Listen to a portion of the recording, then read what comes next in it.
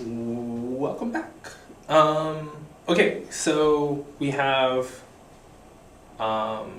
two texts for today.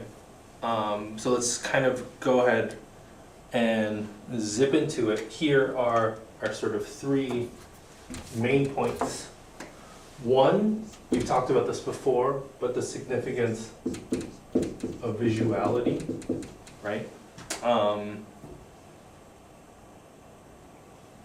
And specifically how this, how the culture has been sort of preoccupied with visual images, since the beginning of the 20th century, depending on who you read.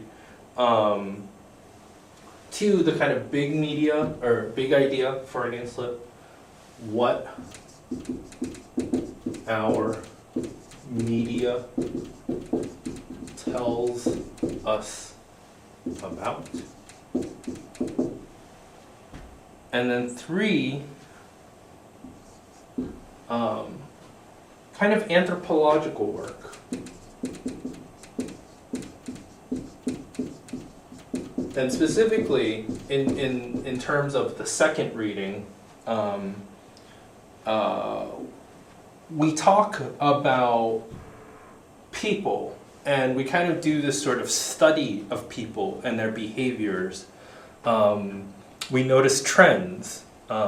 We critique the behavior of people.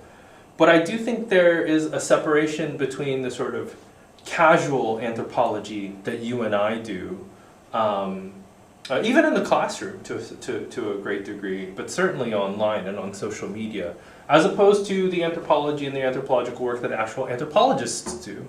And I think that just to kind of put it out there, it comes to the sort of criticality. And I'll get into it a little bit more, but more specifically, it's very similar to when I talk about how you're doing your research, is that you shouldn't be going about writing a paper with a conclusion or an idea, and then you simply find sort of citations that reinforce what you already think. Similarly, like if you have this sort of idea of a particular demographic, like let's say millennials or boomers, right, or anyone in between, and then you sort of like look at their kind of like specific uses on social media, and you're like, that's what I thought. That's not really what they're doing, right? They have a question, they do the research, and then they draw conclusions from the research, informed by the research, regardless of whether it fits what they thought or not. That kind of position is really what we're trying to take up, right, at the end of the day. Okay, so let's go ahead and move on to the Lisa Nakamura.